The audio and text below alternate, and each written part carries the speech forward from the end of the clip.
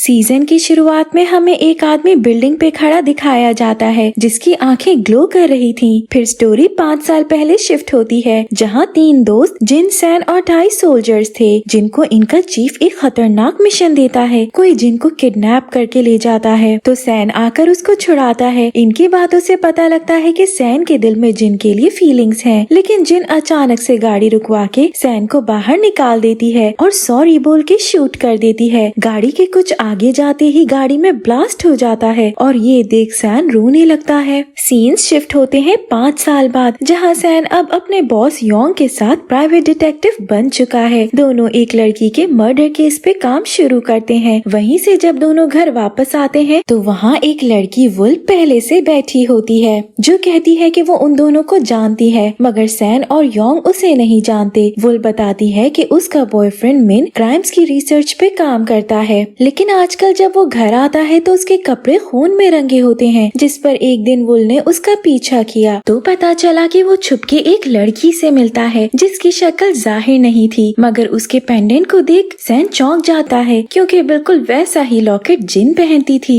ये तीनों रात में मिन का पीछा करते हैं तो मिन योंग पे हमला कर देता है। तभी सैन वहाँ आ जाता है, लेकिन मिन उन दोनों पे भारी पड़ जाता है। पर फिर वुल को करीब आता देख मिन वहाँ से भाग जाता है। मिन के घर से सैन को एक डॉक्टर लड़की की फोटो मिलती है तो वुल रिवील करती है कि वो मिन की गर्लफ्रेंड नहीं बहन है और फोटो वाली लड़की उसकी गर्लफ्रेंड है। सैन और योंग दोबारा उसी क्लब जाते हैं जिधर उन्हें एक सीक्रेट रूम मिलता है जिसमें बहुत सारी खून की बॉटल्स रखी हुई थी। उसको देख इन दोनों को कुछ समझ नहीं आता, मगर बाहर कुछ गुंडे आ जाते हैं। दूसरी तरफ हमें मिन अपनी गर्लफ्रेंड के साथ दिखाया जाता है जो दरअसल उसी क्लब से ब्लड लेकर उसे देता है क्योंकि वो वैम्पायर बन चुकी है और खून की प्यासी है। मिन भी एक वैम्पायर है क्योंकि उसकी गर्लफ्रेंड ने उसको भी बाइट कर लिया था। वहाँ गुंडे सैन और योंग पे हमला कर देते हैं, मगर वुल आकर उन्हें बचा लेती है। जब ये तीनों भाग जाते हैं तो वो गुंडा अपनी खुफिया फीमेल बॉस को बताता है कि कुछ लोग इनकी ब्लड बैंक में आ गए थे, तो वो उन्हें फौरन ढूंढने का ऑर्डर देती है।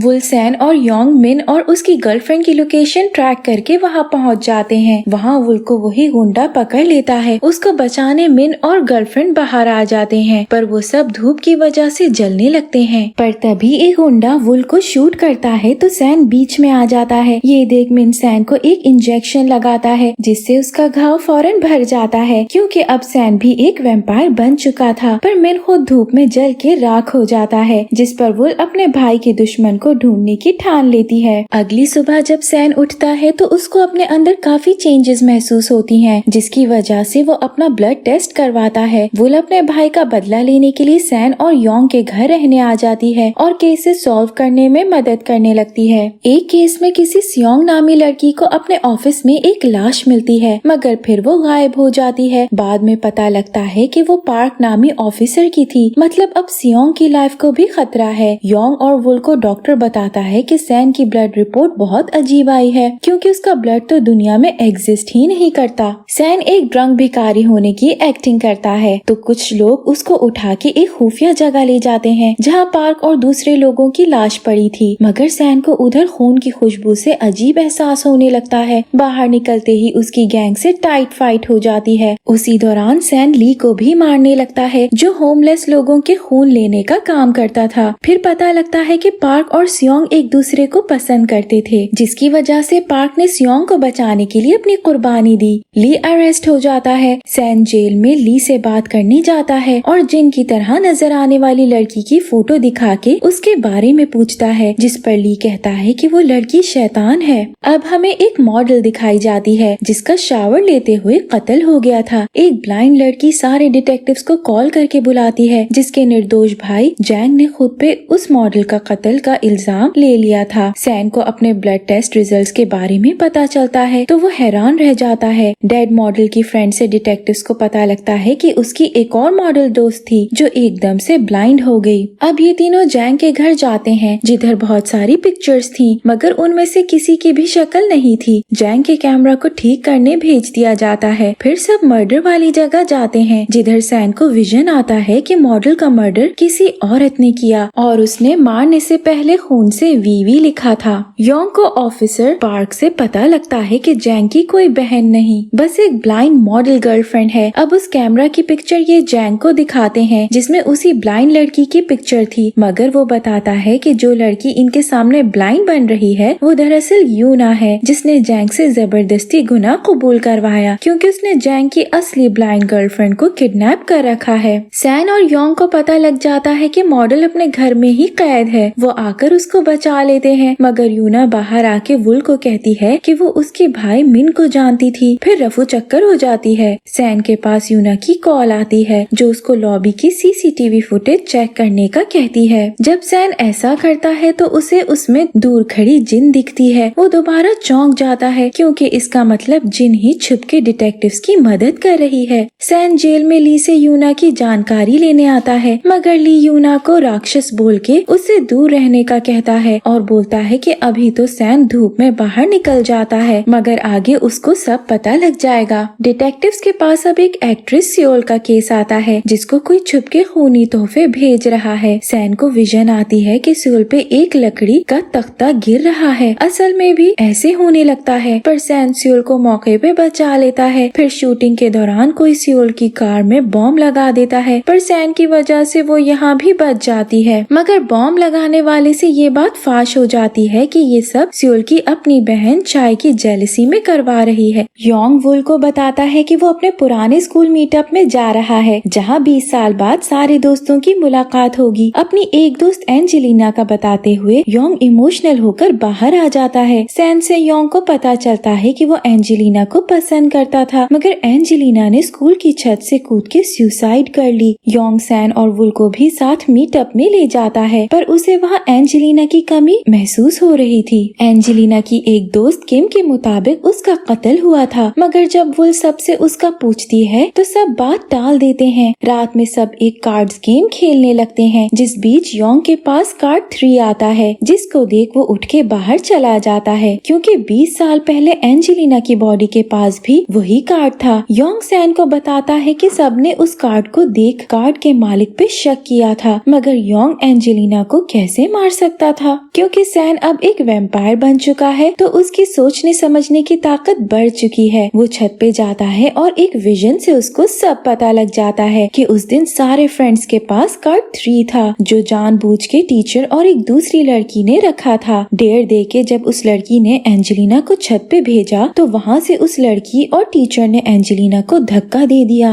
और उसकी बॉडी के पास कार्ड 3 देख सब चुप रहे ताकि वो ना फंस जाए। ये सब टीचर ने इसलिए किया क्योंकि एंजेलिना ने टीचर को एक लड़की का फायदा उठाते देख लिया था। टीचर को पुलिस ले जाती है और एंजेलिना को इंसाफ मिल जाता है। ली जेल से छूट जाता है और अपने बॉस के पास आता है जो कोई और नहीं बल्कि स्टार्टिंग सीन में सैन और जिन का मिशन पार्टनर टाई है। तो अब हमें पता लगता है कि टाई भी एक वैम्पायर है। ली जिन को लेके अनाप शनाप बातें बोलता है जिसकी वजह से टाई उसको उधर ही मार देता है। सैन अपने दोस्तों के साथ यूना के बुलाने पे क्लब जाता है तो यूना बताती है कि वो उसके जाल में फंस चुका है क्योंकि इस क्लब में सब लोग वैम्पायर्स थे। तो अब अगर सैन ने यूना की मदद नहीं की तो उसके दोस्तों की खैर नहीं। मजबूरन सैन यूना की मदद के लिए मान जाता है। यूना अपने लवर को ढूंढना चाहती थी। सैन के पास एक नई ताकत आ गई थी कि वो कहीं भी ब्लड देख के उधर बीता हुआ वाकया पता लगा सकता था। दोनों एक ब्लड फैक्ट्री जाते हैं जिधर वो लवर काम करता था, मगर वो उधर से जॉब छोड़ चुका था। यूना को फ्लैशबैक्स आते हैं कि किस तरह उसको अपने लवर से पहली नजर में प्यार हो गया था,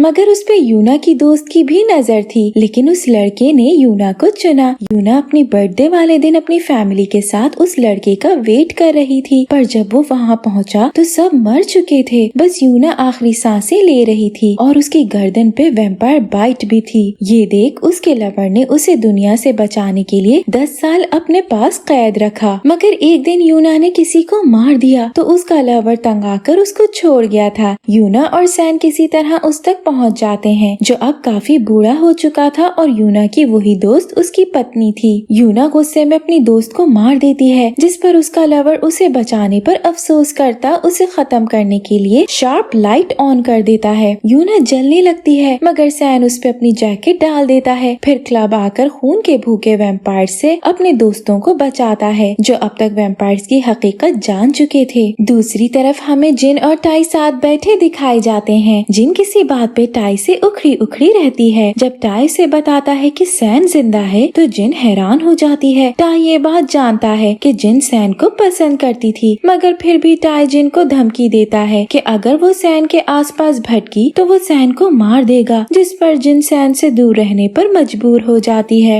जिन टाई से छुप के सैन को एक पीसीओ से कॉल करती है और सावधान रहने का कहती है। ये कहकर जिन तो कॉल कट कर देती है, मगर सैन जिन की आवाज सुन के दंग रह जाता है। वो पीसीओ के आसपास की सीसीटीवी फुटेज निकलवाता है तो जिन की शक्ल देख वो इमोशनल हो जाता है। अब सीन्स शिफ्ट होते हैं 5 साल पहले उसी केस की तरफ जो जिन, सैन और टाई को मिला था, जिसमें इन्हें एक ऐसी कंपनी पे अंडरकवर होके इन्वेस्टिगेशन करनी थी जिधर से 50,000 एम्प्लॉइज अचानक से गायब हो गए थे, मगर उस कंपनी का मालिक यू आसमान की बुलंदियों को छू रहा था। इसी केस में योंग भी डिटेक्टिव बन के इनके साथ था। टाई जिन को पसंद किया करता था, लेकिन जिन और सैन एक दूसरे से प्यार करते थे। जिन और टाई एक झूठा कपल बन के उस कंपनी के एम्प्लॉइज बन गए थे। टाई जिन को इम्प्रेस करने की कोशिशें करता था, मगर जिन बस सैन की थी। अब टाई गुस्से से मजीद पागल हो गया था, क्योंकि उसे कुछ भी करके जिन को हासिल करना था। यू कंपनी से कहीं छुपा बैठा था। एक दिन यूना ने जिन को किडनैप करके टाई से यू को ढूंढने का बोला था। टाई ने सैन को बताए बगैर खुद जिन के लिए यू को ढूंढा। यू ने बताया कि यूना भी एक वैम्पायर है। यू पैसों के बदले मरते हुए लोगों को वैम्पायर बना के ठीक कर देता था और यू की कंपनी के एम्प्लॉइज के खून से ही वो उन लोगों की भूख मिटाता था। ये सुन टाई फौरन यूना के पास आ जाता है। चेक करने के लिए वो यूना को शूट कर देता है, मगर उसको खरोच भी नहीं आती। टाई उसको भी वैम्पायर बनाने का बोलता है। यूना नहीं मानती तो टाई खुद को उसके सामने शूट कर लेता है, क्योंकि यू का पता बस टाई के पास था, तो ना चाहते हुए भी यूना उसको वैम्पायर बना देती है। उधर सैन और योंग हर जगह जिन और टाई की तलाश में थे, लेकिन टाई ने जिन को अपने झूठ के जाल में फंसा लिया था कि यू के आदमी सैन को दर्दनाक मौत देने वाले हैं और वो सब वैम्पायर्स हैं, जिसकी वजह से इन्हें खुद सैन को आसान मौत देनी होगी। टाई ने अपने साथ जिन को भी वैम्पायर बना लिया था ताकि वो कहीं भाग न सके। फिर हमें वही सीन दिखाया जाता है जहाँ जिन ने सैन को शूट किया था, और गाड़ी में ब्लास्ट भी जिन और टाई का प्लान था ताकि सैन को लगे कि वो दोनों मर गए हैं। सैन का हॉस्पिटल में काफी अरसे तक इलाज चला था, जिधर योंग एक अच्छे दोस्त की तरह उसके साथ था। सैन इस हादसे के बाद जिंदगी से बहुत दूर हो गया था, क्योंकि उसकी जिन उससे छिन गई थी, जिसके बाद सैन को योंग ने अपने साथ डिटेक्टिव बना लिया ताकि उसके पास जिंदगी जीने का मकसद रहे। सीन शिफ्ट होते हैं प्रेजेंट में, जिधर यूना और टाई भी आपस में दुश्मन हैं, क्योंकि यूना ने टाई की जान बचाई थी, मगर टाई ने उसकी पोजीशन पे हमला करने की कोशिश की। टाई यूना के बूढ़े लवर को किडनैप कर लेता है, जिसको छोड़ने के बदले वो यूना को सैन और योंग के पास से डेटा रिकॉर्ड्स की फाइल लाने का कहता है, जो सैन और योंग ने वैम्पायर ब्लड बैंक से लिए थे। तो यूना सैन से एक डील करती है कि अगर सैन उसे वो रिकॉर्ड दे दे तो यूना उसे जिन का पता दे देगी। ये बात सैन योंग को बताता है। वो रिकॉर्ड्स वुल के लैपटॉप में थे, मगर वुल जानबूझ के खाली पेन ड्राइव दे देती है। सैन वो पेन ड्राइव ला के यूना को दे देता है। यूना भी वादे के मुताबिक उसको जिन का पता दे देती है और साथ ही जिन का वो लॉकेट भी देती है। जिन एक तरह से टाई की कैद में रह रही थी, क्योंकि वो भी एक वैम्पायर है, तो वो भी धूप में नहीं आ सकती। सैन टाई के बॉडीगार्ड से लड़के जिन के पास आ जाता है और उसको अपनी नजरों के सामने जिंदा देख इमोशनल हो जाता है। सैन उसको अपने साथ चलने का कहता है, तो जिन नहीं मानती, लेकिन ये देख के सैन भी अब एक वैम्पायर है, तो वो उसके साथ चलने पे राजी हो जाती है। यूना जब टाई को वो पेन ड्राइव देती है तो उसको खाली देख टाई यूना का गला पकड़ लेता है। उधर वो योंग को बता देती है कि वो पेन ड्राइव खाली थी,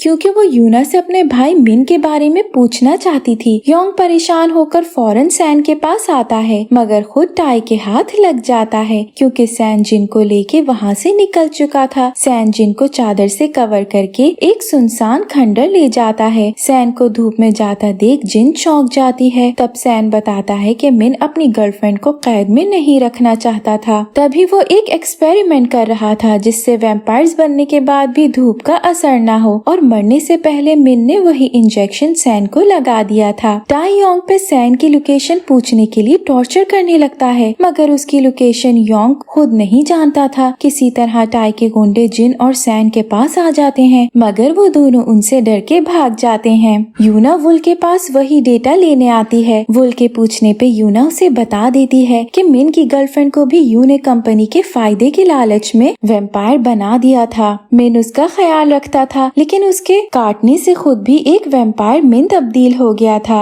ये सुन के वुल यूना को वो डेटा दे देती है। सैन जिन को दोबारा वही लॉकेट पहना देता है। दोनों खुश हो जाते हैं, मगर इतने में टाई के आदमी योंग की बुरी हालत दिखाते हैं, तो इन दोनों को मजबूरन टाई के पास आना पड़ता है। टाई सैन के हाथ बांध के उसके हाथ में एक गन देकर सामने बैठे दो लोगों में से किसी एक को शूट करने का कहता है, जिसमें से एक यूना और दूसरा योंग था। तो अगर गोली योंग को लगी तो उसका काम तमाम हो जाएगा, क्योंकि वो इंसान है। लेकिन अगर सैन ने किसी को भी गोली नहीं मारी तो जिन पे तेज रोशनी डाल दी जाएगी। सैन से गोली यूना को लगती है और हमें बैक स्टोरी दिखाई जाती है कि कैसे यूना ने टाई के आदमियों को उस फाइल का लालच देके अपने साथ कर लिया था। तो सैन को पहले से ही यूना की लोकेशन पता थी। अब यूना टाई को थोड़ा मजा चखाने के बाद अपने लवर को छुड़ाने आती है। साथ ही योंग सैन के हाथ खोल देता है। यूना का लवर मरने की हालत में था, लेकिन उधर सैन जब जिन को छुड़वा रहा होता है तभी टाई उस पे हमला कर देता है। दोनों में टाइट फाइट चलने लगती है। जिन सोचती है कि इस लड़ाई का कोई अंत नहीं। जिन सैन को बचाने के लिए वो लाइट ऑन कर देती है, जिसकी वजह से जिन और टाई दोनों जल के राख होने लगते हैं। इस तरह वो अपनी कुर्बानी दे देती है। योंग जब सैन को ढूंढता है तो वो वहाँ से गायब होता है। साथ ही जिन का नाम और निशान भी नहीं मिलता। ऐसे ही 1 साल बीत जाता है। वो योंग को बताती है कि उसे सैन का पता मिल गया है, मगर इससे पहले कि हमें सैन दिखाया जाता, ड्रामा एंड हो जाता है। Thank you for watching.